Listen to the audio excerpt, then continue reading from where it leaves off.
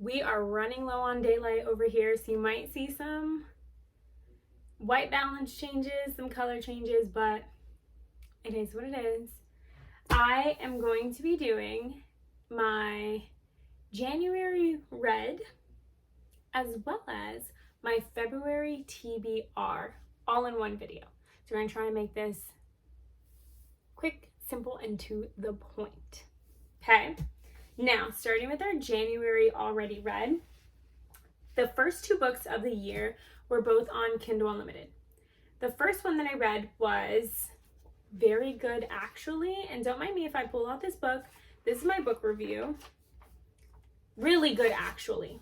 I said it wrong. Really good, actually. I do write down all of the books that I read as well as any notes and things like that. So if you're looking for something like this and you're not the type like me where if it gets too involved, you're going to get rid of it and you're not going to do it anymore, because some book journals are so involved and they're beautiful. They're beautiful to look at, but I can't keep up with them, so I don't do them. But if you want something like super simple, and I'll kind of just show you what an empty page looks like for a review. So simple, so easy. I got this one on Amazon, so I would just recommend looking one up on it there. But the book that I read was really good, actually, and I gave it 3 stars, and because it's on Kindle Unlimited, you'll see the photo right here. It was following Maggie. See, this is why I write things down. I would have never remembered her name otherwise. Maggie, a 20-something-year-old woman going through divorce. I wrote that down. Yikes. Unapologetically, I also wrote too. That was the last word of my sentence. That's what the book was about. She's going through going through her divorce unapologetically. She was going through it. Going through being with someone for, I think it was 10 years or somewhere close to 10 years, and then no longer being with them and trying to figure out who you are without them. And it was so interesting to read as someone who's in a relationship that, you know, I've been with my partner for 10 years or my fiance for 10 years. When you read it like that, you're like, wow, relatable. Who are you when you don't have them to fall back on anymore? It hit. Now, I give it 3 stars. I felt like it was way too long. And if you read reviews on the book as well, that is a common thing that people say in its reviews.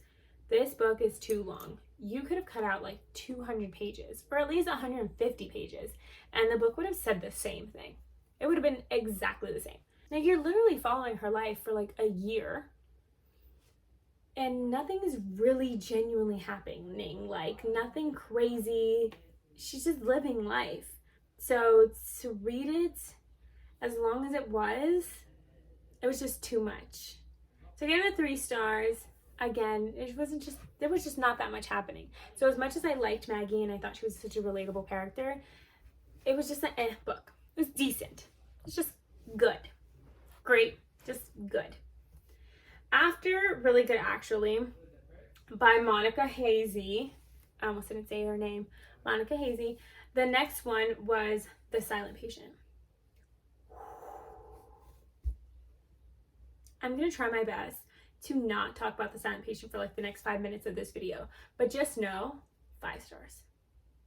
5 stars. That's what I gave it. The hype around The Silent Patient, I fell for it. I went through it and I added to it because of how much I love this book. It was so good. So good.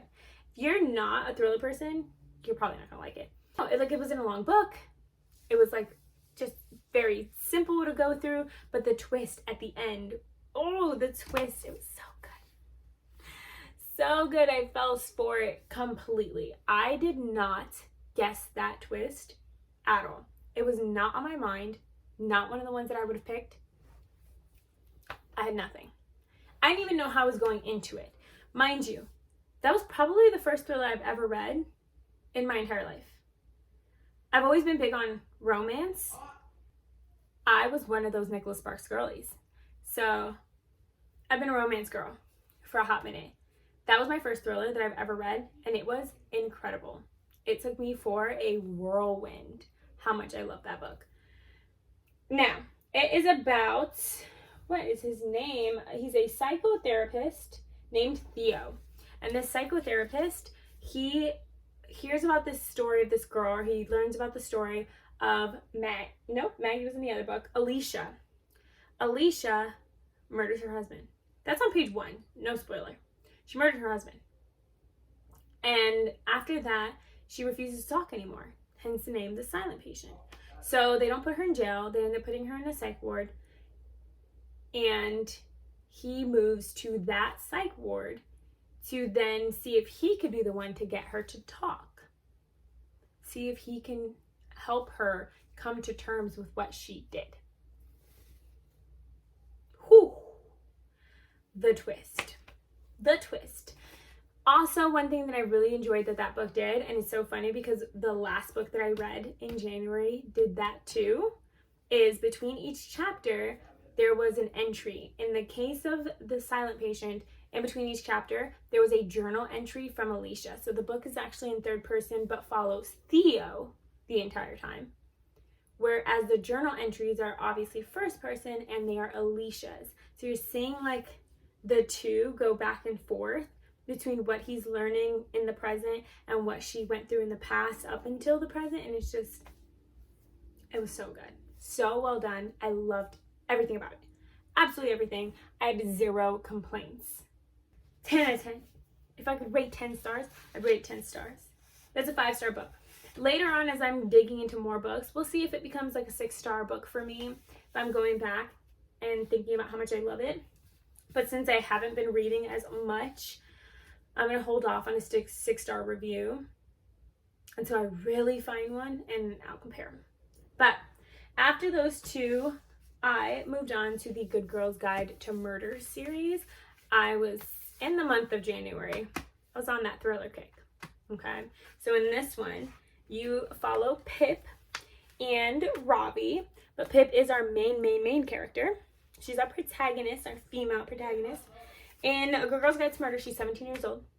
But 5 years prior to this one, there was a murder. There was a murder in her town of a young girl. And then the suicide of the young girl's boyfriend. So they always put 2 and 2 together and said, oh, he did that because of what he did to her. So it was him. He did it. 5 years later, Pip is 17 years old, and she's like, you know what? I knew him when I was a kid. I don't think he did it. So I'm going to investigate it. And I'm going to get with his brother, Robbie, and we're going to figure it out together. And we're going to figure out what actually happened, who really done it. Okay? So good. So freaking good. What? Oh, this book is by Holly Jackson, and I forgot to say the name of the previous book too. But it was Alex Michaelides, I think is how you would pronounce his name. I'm not 100% sure. But this book was so good. 4.5 stars. I thought it was great. But coming off the high of The Silent Patient, I just didn't think it was as great as The Silent Patient. So it was 4.5 stars. But I still thought it was amazing. So loved. Then, 1 year after that book takes place, one of her friends goes missing. So she decides to do the same thing she did before, although she tried not to. She tried to go to the police. She tried to tell them, do your job. Don't make me do it for you. And they didn't. They didn't do anything. They said, can't do anything for that one. We got other stuff going on. It is what it is. She's like, but my friend is missing. And his family is genuinely worried. Like, can you figure it out? When I tell you her friend going missing ties in to an even greater crime, wild.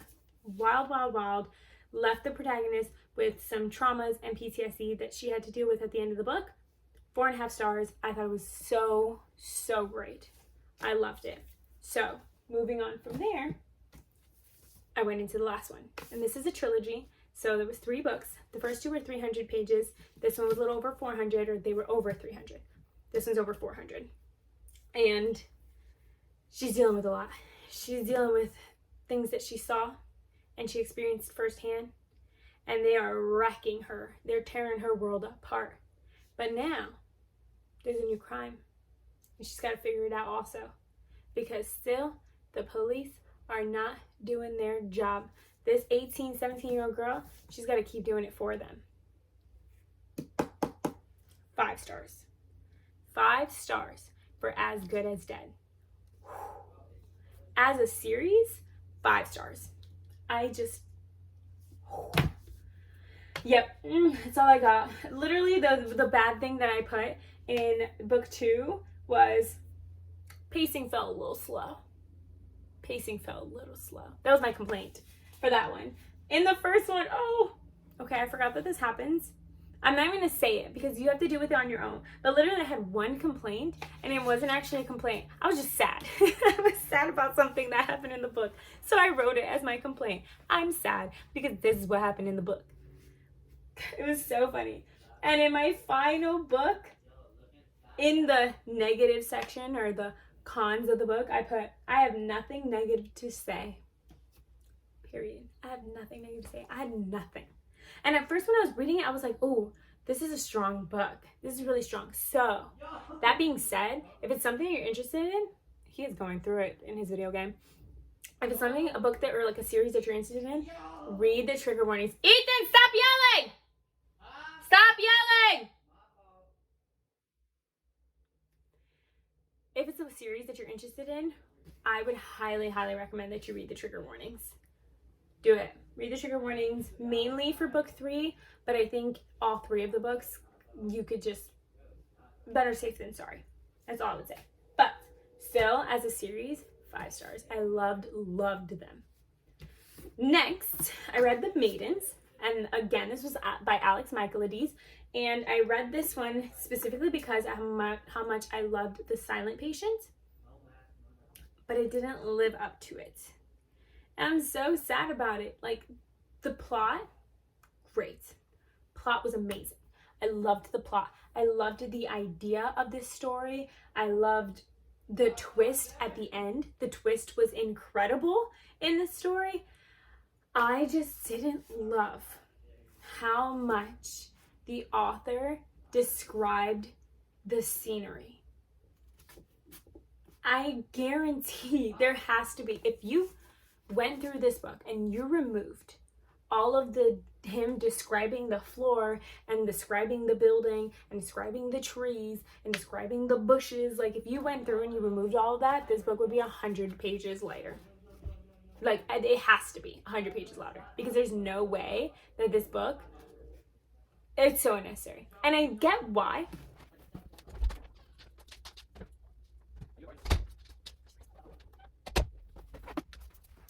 I get why the author wrote about it so much. If I'm not mistaken, either he went to Cambridge University, which is the setting of the book. Either he went to Cambridge University or he grew up there. No, yeah, he has an MA in English Literature from Trinity College, Cambridge.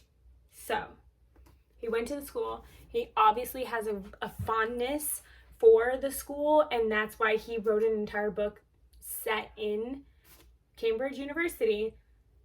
But man, you don't have to prove to me you were there by literally describing everything that you saw. You really don't.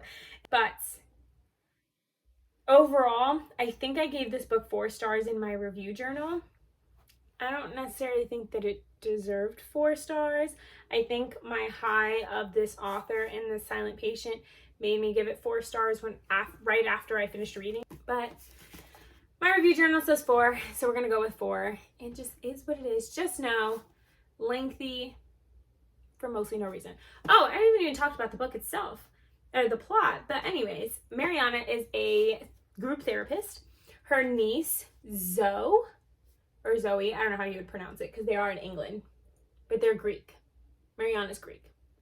But her niece, Zoe, goes to Cambridge, and one of her very close friends ends up being murdered.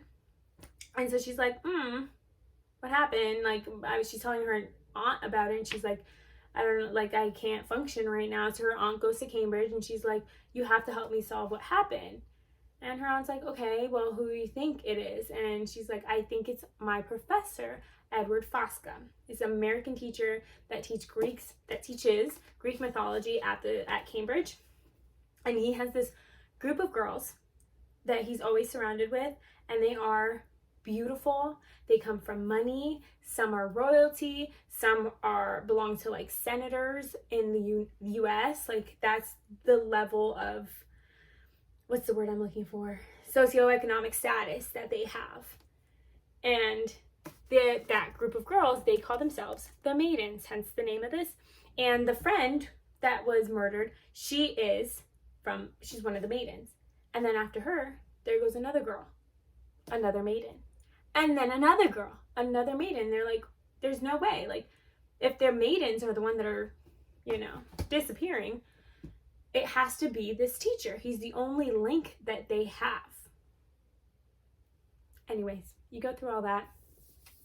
Major plot twist at the end. Huge.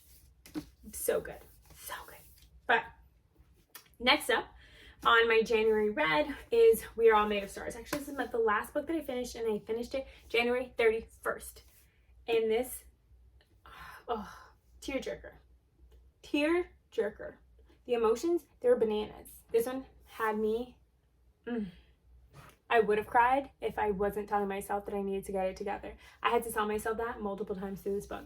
Get it together. Okay? We follow 4 people, mainly 3 people. The one person, he doesn't come in until the very end. And I'm surprised there was even a chapter with him, but whatever. The 3 main are Stella, a nurse at a hospice center. She works the night shifts. That's important to the story. Even though it has nothing to do with what I'm going to tell you about the story, but it is important to the overall story. Hope, who has cystic fibrosis, so she's got this illness that eventually one day, she won't be with us anymore, but for now she's okay, and she's okay in the book, okay? She does get a bout of illness, and that's what ends up putting her in the hospice center. But she just has an illness and she's going to get out. She's fine. But we do follow her story a bit, and they're linked together because one's the nurse, the other one's the sick person at the hospital. And then the other one is Hugh. He has this black cat, and the black cat escapes his house during the day and goes to the hospital, and goes to the care center and spends time with the patients. But it is a hospice center, and a lot of people go there when they're on their last bout and they're getting ready to pass on to the great beyond. So Stella, the nurse, she writes letters for the patients, not to them, but from the patients to whoever it is that they want to write these letters to. They could write a letter to a loved one if that's what they're feeling in their heart. They can write a letter to someone that they don't like.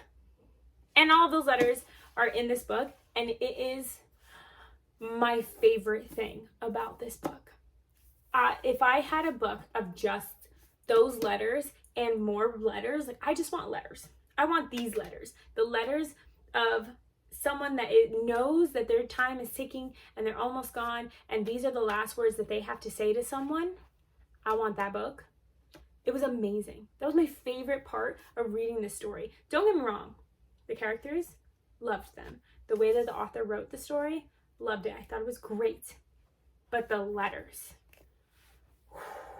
The letters. Even the letter from the old man that hated his neighbor.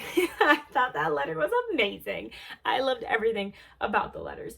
So I really enjoyed this book.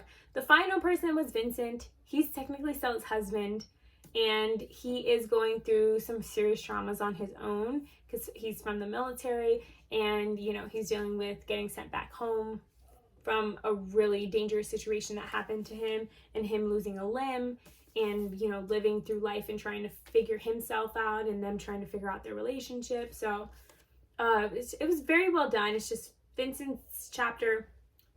Also, the book is written in first person, but each chapter is a different person. So one chapter might be Stella, or she could have 2 and 3 chapters in a row, and they're all first person for her. But then the next one might be first person for Hope, and then first person for Hugh. So I think there was technically only one chapter that was even in first person for Vincent, which is why I'm hesitant to say he's a main character, but he is a huge part of the plot, especially for Stella. And all 3 of them have their own plots that they're going through. They're just connected to each other. So I thought that was really great. Oh, the author is Rowan Coleman. I almost forgot to say that.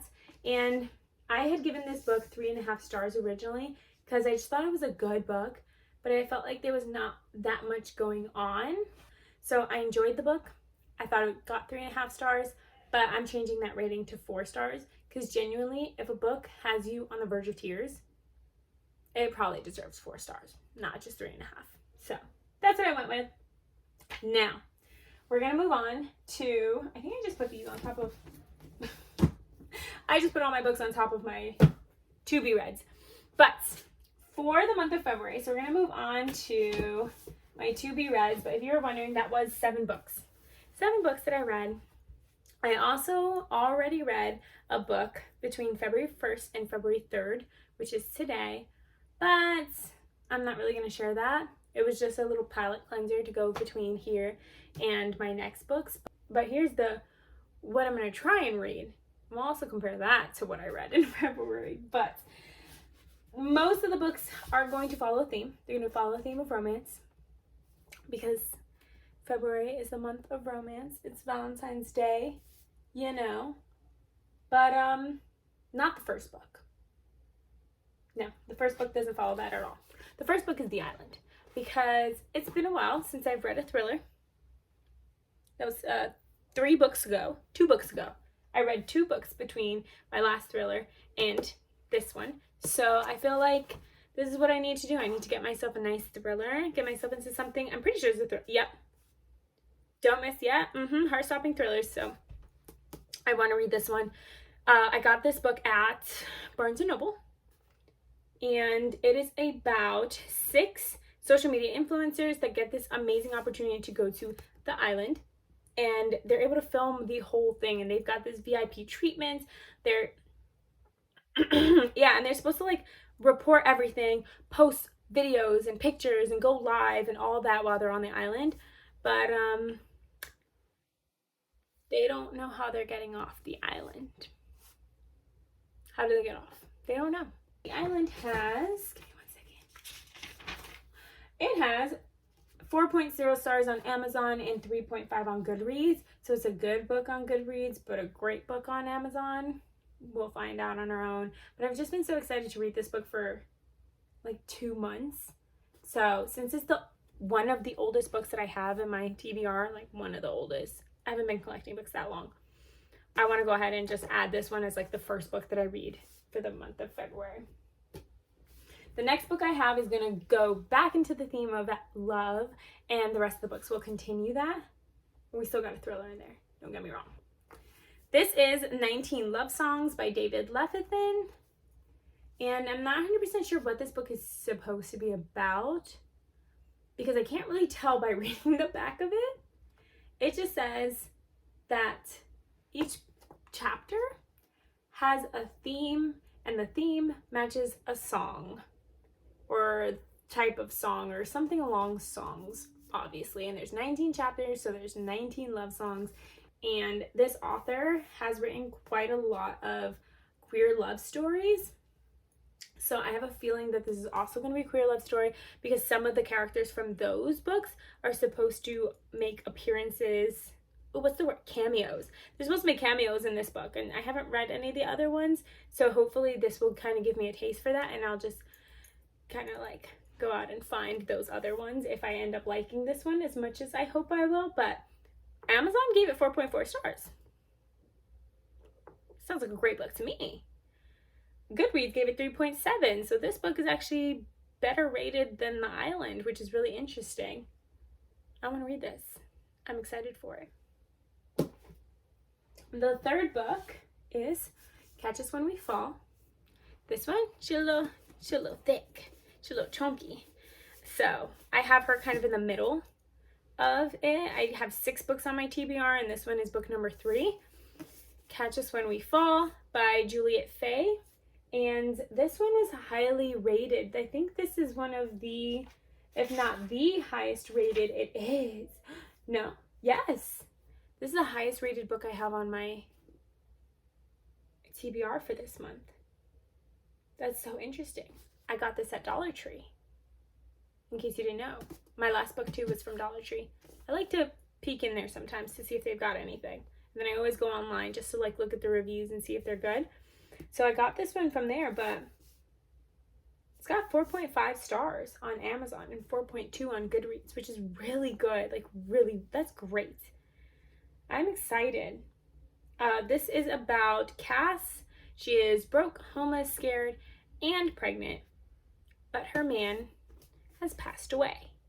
So she's got to deal with all of those things, including all the years that they were together were very unhealthy, drug use and abuse, not abuse between them, but drug abuse. Not so much drug use, drinking, broken promises, like all of these things. And now that he's passed away, she's like, what am I going to do? I don't even have a leg to stand on. And now I have a baby that I need to take care of. So eventually she somehow gets in contact or meets or something her man's brother. And his name is Scott. And he's a professional baseball player. And that's all I needed to know. This is romance. It's going to be sad. Most likely. It's going to break my heart. But it just sounds so good. And the fact that he's a professional baseball player for the Boston Red Sox. What more do I need? What more do I need from that? Nothing. I don't need anything else. But the last 3 books are going to be Kindle Unlimited books. And depending on how I feel about them, I might just go ahead and purchase them if I ended up liking them as much as I hope I will, because they're just so well reviewed. The first one is going to be The Perfect Marriage. We're back to a thriller. I told you, to non-thriller, back to a thriller. So we gotta get back into it. It's the month of love. A marriage. A way to seal the deal when you've got love. You get married. And now, we're gonna read this thriller on The Perfect Marriage. Don't remember what this one's about, but I am going to put the excerpt here. From what I remember, they are perfect on the outside, but behind closed doors, they're iffy, they're weird. They're not what they're presented to be. So, I'm excited to read that one. And with 4.3 stars on Amazon and 4 stars on Goodreads, it's supposed to be a great book. And I'm excited, and it's by Geneva Rose. Book number 5. Book number 5. Book number 5 is Honey and Spice by Bolu Babalola. And this is going to be a Black love story written by a Black author. Can't remember what the book is about. I have so many storylines playing in my head right now, but it's a romance. And I do remember some of the things saying like sexy and fun and summer book, and it's not summer, but I live in Florida, so it might as well be. So I'm excited to read this one. Amazon has it at 4.3 stars and Goodreads has it at 3.9. And the last one I'm going to read, the most popular series of all the books that I've talked about up until this point in the video, Divine Rivals. I'm going to deep dive. I think this is a fantasy book, if I'm not mistaken, and it'll kind of be one of the first fantasy books that I read. I've read paranormal because I have the Twilight series, and I've read the Twilight series. I mean, who hasn't? But fantasy-wise, Aragon? I read Aragon. That's fantasy. But man, I was so young. I was probably in high school, like middle school or something. Ugh. And they were fresh when I was in high school, so go ahead and do that timeline. Feel free. Ugh. But I haven't read a fantasy since then. I've read tons. Ooh, no, those are paranormal. I was gonna say I've read a couple like werewolf love stories. Oh, I hear. But nope, yep, no. It has been that long. It's been since like middle high school when I read Aragon for me to read a fantasy. But this one is a romantasy. I think this is gonna fall in line with the romantasy series type of genre that's been coming out. And Amazon has it at 4.4. Goodreads has it at 4.3 stars. I know you know Divine Rivals. There's no way that you could be watching a book video, like booktubers or book talkers, and not have heard about Divine Rivals. Impossible. So I'm really excited to read that one. I can't remember what that one's about either. The 3 Kindle books. I wish I had. My Kindle is dead, and I'm using my phone to vlog or to make this video. So I don't have either one. I'm a little stuck like Chuck and a little out of luck, but that rhymed. I'm so good at this. Please, I'm gonna write that down. But those are gonna be my February TBR, and that beginning part was my January red. So hope you enjoyed the video. If you have any recommendations, please add them below.